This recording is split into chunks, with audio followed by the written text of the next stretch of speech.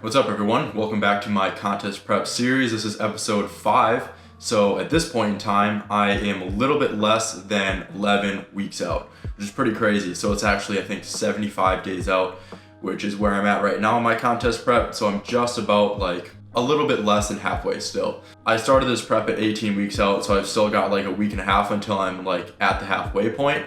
But so far we've made a ton of progress. As you guys can see, with this series, you can see me like getting leaner and leaner every single episode, and you guys will see me getting leaner in this episode today. So yeah, as far as this week has gone, I've been feeling really good. I took that deload last week, of course, and the first week of training actually went really well for the second mesocycle of my prep. It's always a little interesting going back to hard training after, being on deload, and usually the first day or two for me kind of feels a little bit off because like I'm actually training hard again after taking the deload week pretty easy, especially like the second half of the deload week where I am lifting like super light weights, I am lifting super far from failure, etc. So those first couple days are a little bit jarring. Like I was kind of thinking to myself earlier, like if there might be a better way to do a deload in the future where I would kind of ramp up my training a little bit in maybe like at the end of that deload week so that those first couple days wouldn't be so jarring. I don't know, it's just something I'm like thinking about, seeing if there might be a better way. So that's kind of like something that I might try in the future, but during this prep I'll probably continue doing what I've been doing because that's what I've been doing, gotta stick to what works. But yeah, as far as body weight's been going, it's been very steadily declining, which is very good. So I am currently at like 178 or 179 pounds. It's about where my average is right now, which feels pretty crazy. A few things I've been noticing recently have been the changes to my face. Like my face is definitely getting skinnier, and I actually ran into a couple people today who have not seen me for a couple months, and they were like, holy shit dude, I can tell that you're getting leaner. So like my face is definitely getting a bit more defined, which honestly I really like. I think it looks really good. And I was talking to my friend Nicholas Ware. If you guys don't follow him, I definitely recommend. His Instagram handle is just Coach Nicholas Ware. He's like this massive Australian bodybuilder who is about to get his IFBB Pro card pretty soon. But I was talking with him and he was telling me how the prep phase is actually something that you miss a lot when you actually, come back up in body weight after your show. That's something that contributes a lot to the post-show blues that he experiences and a lot of other people experience after a show. So the post-show blues, if you guys don't know what they are really just the mental and psychological feelings you have after a show, after you've been like stage lean, like your face is super defined, you've like crazy abs, veins everywhere. And then like in the rebound period, in the recovery period after a show, you are going back up to a healthy body weight. So the recovery period probably will be something like 8 weeks for me, like 6 to 8 weeks, depending on how well I'm feeling. But that time is going to be specifically designed in order to get me back up to a healthy body fat level. So on stage, I might be 170 pounds, and afterwards, like my healthy body weight might be at like 185, 190. So that's like 20 pounds up from what I was on show day. So I'm obviously going to gain some fat during that time, and my face is going to change, my body's going to change. I won't be like crazy lean anymore, I won't have crazy veins anymore. So the change in that period of time is going to be pretty quick. So the psychological effects of that can actually be pretty large for some people, and I might be one of those people, I might not. But yeah, anyways, this past week and the deload both went super well. I've been feeling really good. I have a ton of energy. I'm very motivated to absolutely kill this prep. And so far, I've been doing pretty much everything I can in order to do the best I can on this prep. So I've not had really any cheat meals. I've not had any days where I don't hit my step count. I haven't had days where I like just start binging like crazy or anything like that. Like I've really been sticking to the routine. I've been staying disciplined, and it feels really good. There's a lot of other things that I have been very disciplined about in my life as well. So honestly, prep so far has had a super positive impact on my life. So I'm totally enjoying it. Like, there are times when I like crave food and whatnot, but I really love this process, and I'm totally having a good time. This shit is awesome. Actually, something I wanted to touch on during this video is someone commented a couple years ago, they were watching my YouTube videos and they were noticing how much fun I was having then. And it seems like now that I'm not having as much fun.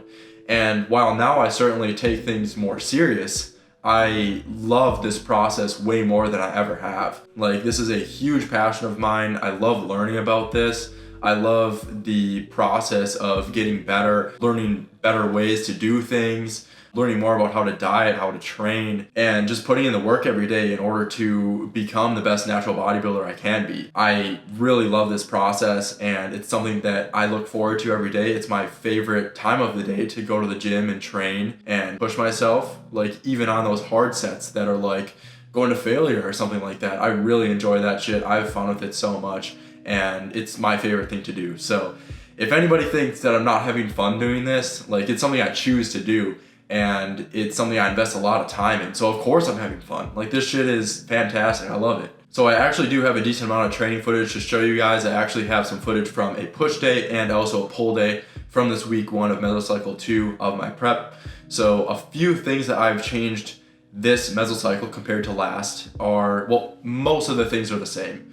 Most of the exercises are the same. The only exercises that I switched out are ones that cause me undue systemic fatigue. So one exercise I switched out is the Bulgarian split squat. That's an exercise that I was doing on my Wednesday leg day at Fit City with Sam.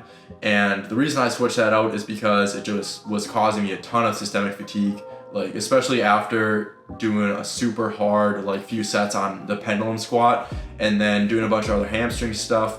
Like I was dead by the end of the workout, and then I had to do like Bulgarian split squats, which for me, I don't know about you guys, but I have to get like in the zone to do those, and like it takes a lot of balance, it takes a lot of focus. That's something I decided to switch out for something easier that I'll be able to get a better stimulus to the muscles that I want to target for that exercise slot. And the second exercise I decided to switch out was the lat pull down. And I do this pull day at my rec center here at school. And the pull down machines have in the past like been really good. Like they've never caused me issues or anything like that. But recently the pull down machines have kind of been getting like caught on the way down. So it's almost like there's like normal friction, and then like there's way more friction than normal, and then it becomes like less friction again. So it's like super unpredictable, and it was actually throwing off a bunch of my sets during my last mesocycle, which really pissed me off because like I want to have the same stimulus each week so I can actually track it.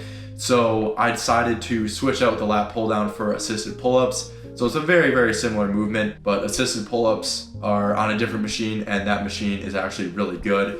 So this first week I did implement the assisted pull-ups, which I'll be doing for this entire mesocycle, and I actually have the assisted pull-ups on both days of my back training, which were in the past mesocycle the lat pull down. So I decided to switch those out, which I think is a really, really good choice. And other than that, the only things that I've changed for this mesocycle in comparison to the last one is my rep ranges are slightly higher, so I can get a slightly better stimulus to fatigue ratio on some different exercises. So instead of doing like the 10 to 20 rep range on some side delt exercise, I'm doing the 20 to 30 rep range. So I'm able to get like a bit of a better stimulus from that, and I'm able to actually get more volume in too. So it's important to recognize that volume is the actual work that you perform in the gym. So not only is it the amount of sets you do, but the amount of reps you do, and the amount of weight you do as well. So you kind of multiply all that together in order to get the volume that you have. So doing higher rep ranges allows you to have higher volume in your training. And that slight change allows me to get a little bit more volume in. And overall, this mesocycle is also going to be slightly higher volumes in comparison to the last one, because I'm a little bit further in prep. I am going to be losing weight, and the longer you're in a deficit, the more difficult it is to maintain the muscle that you have. And also like MEV, so minimum effective volume, continues going up, and your MEV and your MRV, so minimum effective volume and maximum recoverable volume, actually become closer and closer. Like the gap between the two become very close. So you'll essentially be like near your maximum recoverable volume, but that will also be like the minimum effective volume in order to like maintain the tissue that you have. Being in a deficit is really trippy because you'll be doing like a shit ton of work but be on like super low calories. And the reason you got to do that is in order to maintain the tissue that you have, or like if you're on gear or something, continue to grow. But of course, I'm not on gear. I'm 100% natural, and I probably will be for my entire life. Doing all this work in the gym is really purely to maintain the muscle tissue that I have and make sure that all of the body weight that I have lost, or most of it, is just body fat. That's pretty much the rundown as far as overall prep has been going. It's been going really, really well. I've been enjoying myself a lot. And I'll be taking you guys through some exercises from my pull day and my push day from this week 1 of mesocycle 2 of prep. All right, everyone, welcome to the voiceover portion of this video. I'm gonna start with showing you guys the clips from my push day. So this is the first push day of my week. So this was the first push day that I had done of this week 1 of mesocycle 2 of prep. So my first exercise, my first chest exercise for the day, I did ab before this. But the first chest exercise is this machine chest fly. This is a movement that I really, really love. This is probably my favorite way to do chest flies. There's a bunch of different variations you can do with chest flies. You can do it with a machine like this. You can do it with dumbbells, either on flat or incline bench, or you can do it with cables. But this has shown to me to be my favorite. I get the best stimulus to my chest. I have least shoulder discomfort out of all the different variations of it, and it's just most comfortable for me, and I feel like I can do a lot of volume, so I think the stimulus to fatigue ratio of this is pretty good. I've been doing this exercise in the 10 to 20 rep range. It's been a pretty good rep range for me. Last mesocycle I got up to even doing 22 reps in a set or something like that, and just a chest pump has been absolutely insane. But I really like to focus on having a nice slow to eccentric here, making sure I get a full stretch. I actually bottom out the machine at the stretch every single time, so I have a nice standard of technique, which I think is really important when it comes to having good technique on any exercise, is to have a standard of technique so it's trackable and you're getting the same stimulus from every single set, so that tracking actually makes sense. Because if you don't have technique standardization, one set from 1 week could be completely different from the set you do the next week because your technique's different, So the next exercise I have here is the flat dumbbell bench. On this exercise, I've been, abducting my arms a little bit more than I have in the past, and this actually feels really good. I am doing it with 65 pounds here, and these all went pretty well. I have been a little bit more apprehensive and hesitant with pressing compared to what I have been doing in the past, but that's just because of this little shoulder injury that I've had recently, so I don't want to exacerbate it at all. But I definitely do want to get that pressing in order to maintain the chest tissue that I have, and also maintain the front delt tissue, which is something that I'm really working on with this exercise here, which is the high incline dumbbell press. This is slightly higher than I would normally do an incline press, and with the abduction of the arms at about a 45-degree angle here really allows me to get a super deep stretch on my front delt fibers as well, which works really well. This is also an exercise that I get a really good tricep stimulus from, because my triceps are in such a long range of motion here, and they're stretched pretty well. So this whole workout is to 3 reps in reserve, just because it's week 1. I am planning on doing a 4-week mesocycle, so I'm going from 3 reps in reserve all the way down to 0 on that last week. But here on the tricep pushdowns, this is an exercise that I actually made an Instagram video about the other day. Some things I like to focus on with this exercise. Well, this is a technique that Dr. Mike taught me about 2 years ago, a year ago and a half, at the bodybuilding show that I went to here in St. Louis.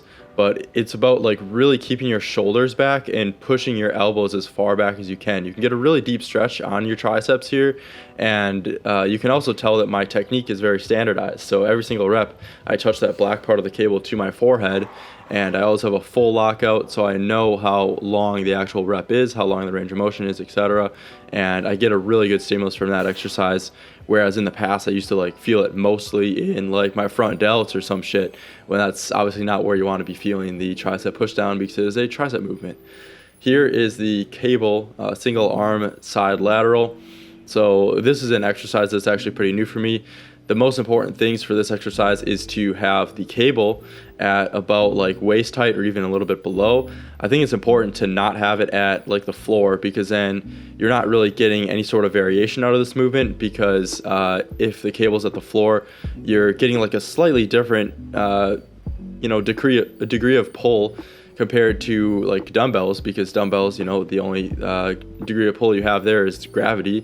But here on a cable, you can take advantage of the pull here, so you can actually get a better stimulus to your shoulder in a slightly different way. Well, it's not necessarily a better stimulus, but it's a slightly different stimulus. Here's just some posing footage that I have for you guys. This is after the push day that I just did. I'm feeling pretty good. Leanness is definitely coming in. As you can see here on my shoulder on the right side, I'm getting some new veins, which I've never seen before. And those are veins that are like slowly but surely becoming more and more defined, which is cool. So the veins that I currently do have are, getting different branches and stuff like that. And also I'm finding some new veins as well, which is super cool. But yeah, leanness has been a super interesting thing, and I've been loving seeing it. This is just a back shot here. A back shot, but of my back double bi, which is also looking really good. I'm losing a lot of body fat, especially in like my lower back and lower abs. That seems to be where I store the most of it. So when that's completely gone, it's going to be pretty cool. This is the assisted pull-up. This is one exercise that is new for me this mental cycle. So this is actually the first time I had done the assisted pull-up actually in my programming, and it feels pretty good.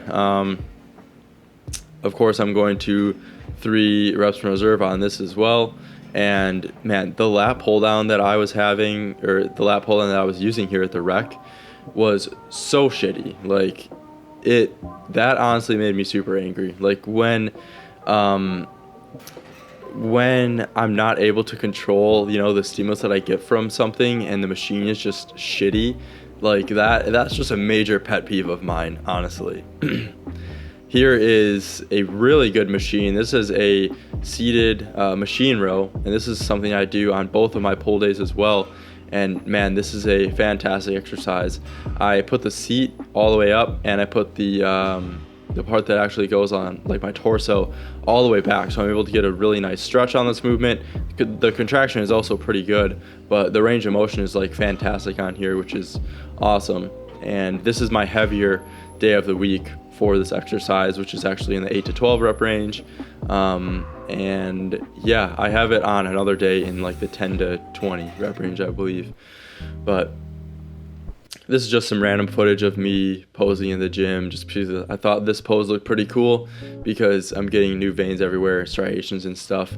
And this is the end of my set of hammer curls.